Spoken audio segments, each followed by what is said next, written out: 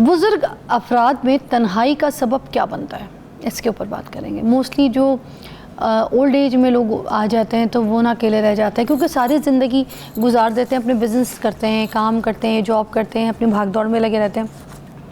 And में जब retired हो जाते हैं, बच्चों को अपनी जायदादें जो है ना उनके नाम कर देते हैं, ठीक है, सब कुछ फ्री हो जाते हैं। अब देखिए, एक लाइफ जो पीछे उनकी गुजरती है उसमें वो सिर्फ काम कर रहे होते हैं, उनका जो सर्कल है वो काम की आदत लग जाती है, ऑफिस में दोस्त बने होते हैं, ठीक है, और उठना बैठना आपका टाइम जो है वो इजीली इसी तरह से गुजर रहा होता है।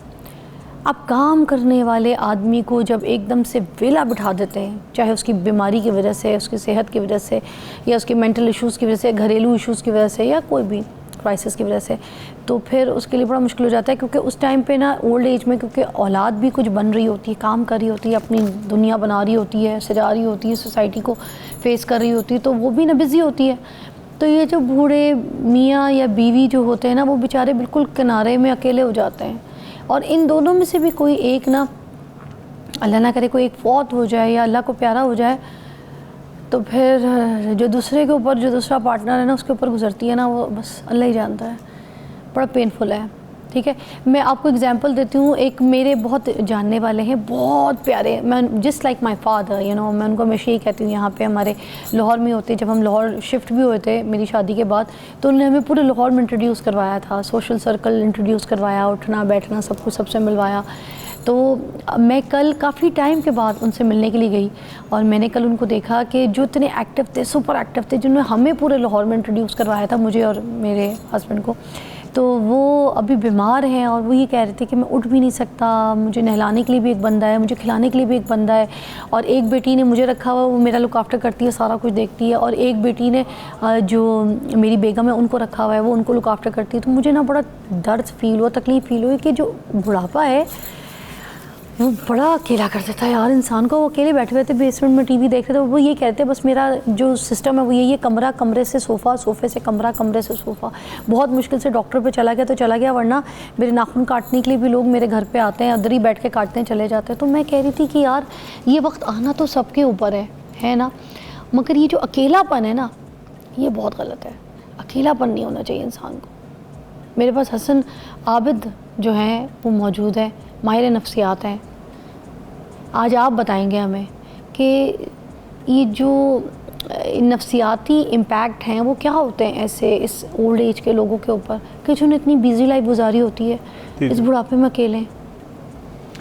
Thank you very much for inviting me over. Fiza, ये इसका ताल्लुक बुढ़ापे से ही नहीं है, बल्कि अगर आप एक जवान शख्स को भी अलग कर दें उसके अहलो या हाल से, और जिनके लिए वो सारी एफ़र्ट्स करता है, तो वो भी ये सिचुएशन को फेस कर सकता है। आप बहुत सारे ऐसे लोग देखेंगे जो बाहर नौकरी करने जाते हैं और उनकी फैमिलीज़ यहाँ पे होती हैं, तो for a very long time वो कमाते हैं और पैसे भेजते हैं, और यही उनकी रूटीन रहती है। बहुत सारे लोग जो गल्फ़ कंट्रीज़ में छोटी जॉब्स पे जाते हैं या जैसे लेबर वीज़ाज़ पे जाते हैं, वो लोग बहुत सालों तक यही करते रहते हैं। Eventually when they come back after 10 years और 15 और 20, तो उन्हें लगता है कि हम जो एक मनी मेकिंग मशीन थे, तो हमें वहीं पे रहना चाहिए था। यहाँ पे जैसे ही हमने कमाना बंद किया तो हमारे साथ वो वैसा सलूक नहीं हो रहा।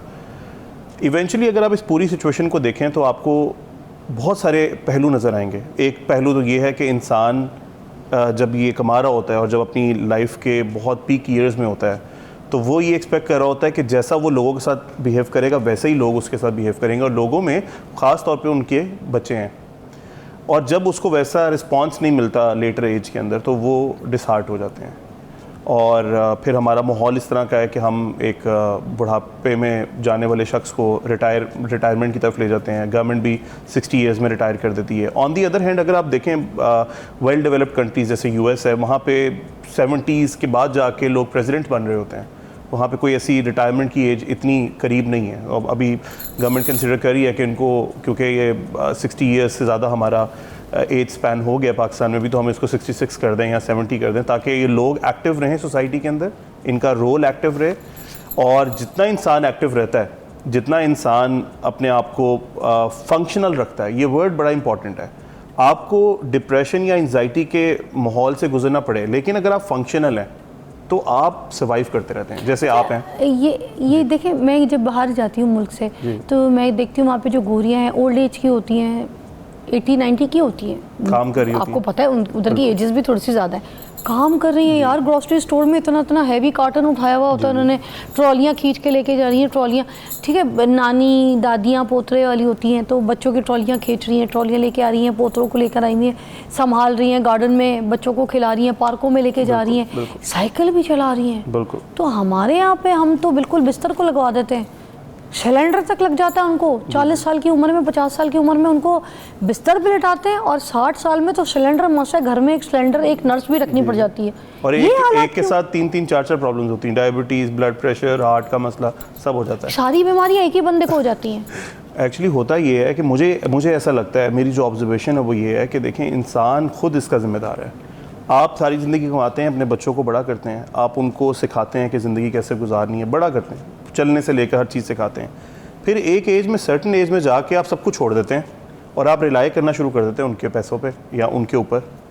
अब बात यह है कि ये तो इखलाक, मतलब जैसे हम अपनी लाइफ डिज़ाइन करते हैं, आपके कहने का मतलब ये कि हमने अपना बुढ़ापा भी डिज़ाइन करना है। ओह वाओ, तो आप अपना तो बुढ़ापा डिज़ाइन करते हैं, आप कहना चाह रहे हैं। आपने देखे ना, आपके कंट्रोल में है, आप अपनी जवानी में कुछ नहीं कर रहे हैं ये सोच के कि हम जब बच्चे बड़े हो जाएंगे और कुछ बन जाएंगे तो फिर ये हमें हज पे लेके जाएंगे। हाँ। अब उसने अपनी बीवी के साथ जाना है बेटे ने, तो अब आपको बुरा लगेगा और आप डिसहार्ट होंगे कि ऐसी दिन वास्ते तो पालिया सी तेनू, वो जब नहीं होगा तो आपको डिसहार्ट फील होगा। हाँ। तो बेसिकली जो आप एक्सपेक्ट कर रहे होते हैं, जब आपकी एक्सपेक्टेशन टूटती है तो इंसान एकदम बूढ़ा हो जाता है। अच्छा, डिफरेंट सिनेरियोज में डिफरेंट है। जैसे बहुत अच्छे घराने हैं, बेटा अपने माँ बाप के साथ रहता है, उनके बच्चे भी साथ रहते हैं, अब सडनली बेटा मूव कर जाता है बाहर किसी मुल्क में अपनी बीवी बच्चों को लेके, अब पेरेंट्स अलग हो गए हैं, अलहदा हो गए हैं, मतलब अकेले रह गए हैं, ये एक डिफरेंट किस्म का सिनेरियो है। तो हर चीज़ में आप देखेंगे at the end of the day एक एक्सपेक्टेशन है जो टूट रही है, एक चाहत है जो ख़त्म हो रही है। यानी चाहत ये थी कि हम ज़िंदगी में मेहनत करते हैं, बुढ़ापे में जाके अपने बच्चों का और अपने पोतों पोतियों के साथ खेलेंगे, लेकिन वो नहीं हुआ तो एक्सपेक्टेशन टूट गई। और क्योंकि वो फंक्शनल नहीं है, कुछ कर नहीं रहे हैं ना घर में, बेशक आप उनको आलीशान घर में बिठा दें, उनको पैसे दे दें, लेकिन उनके पास कुछ करने को है नहीं, तो वो एकदम आप देखेंगे कि वो बुढ़ापे की तरफ स्पीड से जाएंगे और उनके पास कुछ करने को होगा नहीं। सो इवेंचुअली मैंने ये एनालाइज़ किया कि जो लोग फंक्शनल रहते हैं थ्रू आउट देयर लाइफ, आप देखेंगे चलते फिरते फौत हो गए, क्योंकि फौत तो हर किसी ने होना है, हमने भी होना है, आपने भी होना है। अब आप क्या दुआ करते हैं अल्लाह से कि क्या मुझे मोहताज अपना ही रख या लोगों पे कर दे। अब आप लोगों पे मोहताजी आपकी आएगी, जो कि कोई नहीं चाहता ऑफ कोर्स, लेकिन क्योंकि वो फंक्शनल नहीं है तो फिर लोग उनको आके डील करते हैं, ट्रीट करते हैं, उनको नहलाते हैं, ये सारी चीज़ें। ये वाली मोहताजी इट्सेल्फ एक बहुत बड़ा एक ऐसा बर्डन है आपके ऊपर कि आप सारा वक्त यही सोचते रहते हैं कि मैं कहाँ था और मैं कहाँ आ गया। सो इस तरह के सिनेरियो के अंदर जो है वो इंसान बहुत तेज़ी से एक बुढ़ापे के साथ साथ बीमारियों को अपने साथ अटैच कर लेता है। अच्छा, जैसे यही वाली सिचुएशन देखा जाए तो वहाँ पर भी अगर मुल्क से बाहर देखें, अमेरिका, लंदन और यूरोप, सब जगह पे ये सिचुएशंस है। 18 साल के बच्चे जैसी होते हैं तो वो बच्चे तो 18 के बाद मूव आउट कर जाते हैं, घर छोड़ के चले जाते हैं।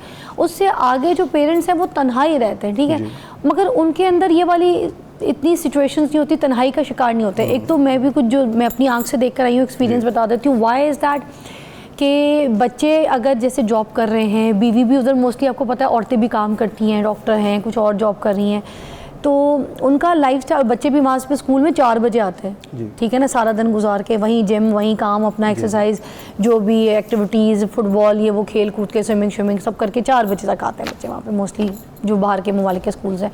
तो अब होता क्या है कि वहाँ पे जो पेरेंट्स हैं वो खुद डिसाइड करते हैं कि हमें ओल्ड होम्स में भेज दो। उधर के ओल्ड होम्स बहुत अच्छे हैं, वहाँ पे वो ये कहते हैं हमें हमारी कंपनी भी मिल रही है, हमारी एज के लोग हैं जिनसे हम बातचीत कर सकते हैं। दूसरी बात ये कि घर पे कोई है ही नहीं हमें शुगर की दवाई देने वाला, घर पे कोई है ही नहीं हमें ब्लड प्रेशर की गोली देने वाला टाइम पे, क्योंकि बहू जो है वो भी काम पे गई हुई है, बच्चे भी नहीं है पीछे देखने के लिए, और बेटा जो है वो भी अपनी जॉब पे। तो पेरेंट्स को खुद ये होता है कि हमारी दवाई का टाइम है, हमारे खाने का टाइम है, वो सब हमें टाइम पे नहीं मिल रहा, और फिर हम अकेले सारा दिन बैठ के टीवी के आगे क्या करेंगे, या कितनी कोई वॉक कर लेंगे, गिर गिरा गए, कोई चोट लग गई तो बच्चों पे और अलग तकलीफ। वो ओल्ड होम्स में चले जाते हैं जहाँ पे वो कहते हैं हमें गैदरिंग भी मिल रही है, सब कुछ मिल रहा है, और हम अपना जो है ना अपनी दवाई वगैरह भी टाइम पे हमें नर्सेज वगैरह दे रहे हैं, डॉक्टर दे रहे हैं। तो ये भी तो एक वहाँ पे फैसिलिटी यहाँ नहीं है। यहाँ पे फैसिलिटी ना होने की सबसे बड़ी वजह है हमारा कल्चरल डिफरेंस। हमारा जो कल्चर है उसमें सोशल प्रेशर बहुत ज़्यादा है पेरेंट्स के ऊपर। यानी आपकी बहू काम करती है या आपके ऊपर प्रेशर आ जाएगा, वो काम नहीं करती तो प्रेशर आ जाएगा। बेटा अलग हो गया तो प्रेशर आ जाएगा, बेटा अलग नहीं हुआ आपके साथ रह रहा है तो प्रेशर आ जाएगा। असल में होता क्या है कि जब आप सोशली लोगों को सेटिस्फाई करने के पीछे चल पड़ते हैं ना, आप हर किसी को सेटिस्फाई कर नहीं सकते। आपके घर के अपने एक हालात हैं, उन हालात के मुताबिक आपने चलना है। अगर वो हालात किसी और को पसंद नहीं आ रहे हैं और वो आपको कोई बात कह देता है तो ये बात बुरी लग जाती है पेरेंट्स को। मैं खुद भी एक पेरेंट हूँ, मैं जब बुढ़ापे में पहुँचूंगा तो मैंने ये डिसाइड करना है कि क्या मैंने बच्चों को फ्रीडम देना है कि वो जो करना चाहें वो करें और मैं उसमें खुश हो जाऊँ। अगर तो मैं ऐसा कर लूँगा तो मेरी ज़िंदगी आसान हो जाएगी, और अगर मैं उनसे नाराज़ रहूँगा, उनको वो करने नहीं दूंगा जो वो करना चाहते हैं, उनको अपने साथ बांध के रखूँगा, मैं चाहूँगा कि मेरे बेटे हैं वो मेरे ही घर में रहें, अपनी बीवियों को भी इधर ही लेकर आएँ, बच्चों को भी इधर ही पैदा करें और मेरे मुताबिक अपनी ज़िंदगी गुजारें, तो ये उनके साथ मैं ज़्यादती करूँगा। उनको कॉन्फिडेंस नहीं दे सकूँगा जो कॉन्फिडेंस उनको होना चाहिए एक इंडिपेंडेंट होने का। अब इंडिपेंडेंट होने का मतलब ये नहीं कि आप उन्हें उठा के किसी दूसरे शहर में भेज दें, आप आपके एरिया में ही वो घर ले सकते हैं या रेंट पे रह सकते हैं या ऊपर वाला पोर्शन दे दें उन्हें, कुछ इस तरह का करें कि वो इंडिपेंडेंट हो सकें ताकि वो अपनी ज़िंदगी को डिज़ाइन कर सकें। इसका मतलब ये कि जॉइंट फैमिली सिस्टम जो है वो प्रॉब्लम क्रिएट करते हैं। देखें, हमारे माशरे में बहुत अरसे तक इसने प्रॉब्लम क्रिएट नहीं की। वो इसलिए क्रिएट नहीं की कि अगर आप 70s 80 बल्कि पाकिस्तान बनने के बाद से लेके 90s तक देखेंगे तो ये बहुत सक्सेसफुल सिस्टम था। एक बंदा बाप कमाता था और बाकी सारे बच्चे उसी की मर्ज़ी से शादी करते थे, उसी की मर्ज़ी से रहते थे, सारे काम भी उसी की मर्ज़ी से करते थे। But when it started going towards different section जहाँ पे एक बंदे को से घर नहीं चल रहा है और बाकी सारे पेमेंट अरेंज करने के लिए भी लोग कमाना शुरू होते हैं, तो फिर क्या होता है कि लोग बाहर गए, उन्होंने देखा कि अच्छा ठीक है अब हम भी कुछ कर सकते हैं, तो जब हम करते हैं तो हमें कमाते हैं तो फिर हमें अपनी मर्ज़ी भी तो चलाने दी जाए ना। तो अगर तो आपके घर में एक ही बंदा लीड कर रहा है और वो लीडरशिप रोल किसी और को देना ही नहीं चाहता, वो बुढ़ापे में भी कह रहा है कि लीडरशिप मेरे पास ही रहेगी बेशक मैं कुछ करता हूँ नहीं करता हूँ, तो फिर प्रॉब्लम्स क्रिएट होना शुरू होती है। क्योंकि वो बेटा तो सुन लेगा, बीवी नहीं सुनेगी। बीवी कहेगी जी कि देखें हमें अपनी मर्ज़ी से क्यों नहीं चलने दिया जा रहा। ये छोटी छोटी बातें फिर ये अंदर स्किर्मिशेस शुरू हो जाती हैं फैमिली में। मैं ये समझता हूँ कि आप अपने बच्चों को इंडिपेंडेंट करें ताकि वो कॉन्फिडेंस आए उनमें और वो अच्छे से अपनी ज़िंदगी को गुजार सकें, तभी वो आपके लिए भी अच्छा रहेंगे।